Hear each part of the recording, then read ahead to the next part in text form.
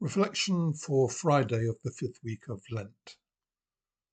Our reflection is taken from the Gospel according to St. John chapter 10. And today we continue to see the Judeans, those in power in Jerusalem, react to the revelation that Jesus is the Son of God, the Messiah. And they react by picking up rocks to stone him. Jesus challenges this, quoting the evidence of the miracles he has performed, that he is indeed what he claims to be.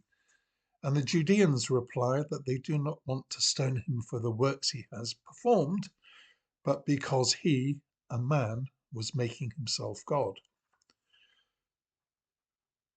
The Judeans see Jesus as an ordinary man. Even with the evidence of their own eyes and ears, the miracles they had already witnessed, they had a different vision of who the Messiah would be and what the Messiah would look like. And Jesus just didn't look like the glorious king of their imagination.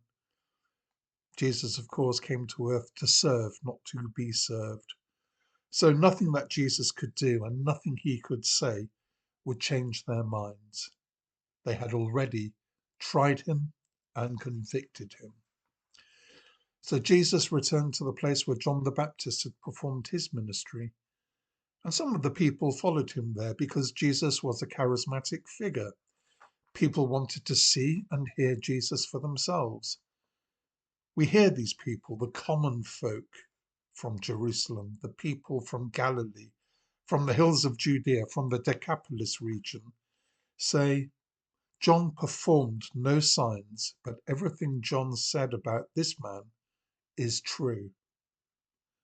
Because of this, many of the people who went to see Jesus came to believe in him, but not the people in charge of the temple, not the people in charge of Jerusalem. They saw Jesus' popularity and power with the people continue to grow, and their power and their influence continue to diminish. What a wound to their pride. What envy that inspired. In chapter 3 of this gospel, John's gospel, we read that John the Baptist acknowledges that Jesus must grow greater as he must decrease. He accepted that things would change, that people would see Jesus as the most powerful, the more popular. And that was the way it was going to be. He knew it, he accepted it. The people in charge of the temple, though, did not accept the change. They wanted to silence Jesus. They wanted the power. They wanted the prestige for themselves. We sometimes find it difficult to accept change. We resent the fact that as we grow older, we become less able to do the things we used to do.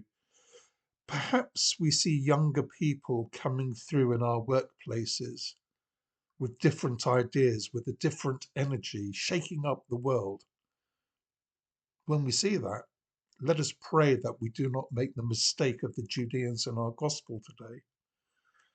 Let us not allow envy and pride to control us, for in doing so, we jump away from the path that Jesus has laid out for us, the path of discipleship.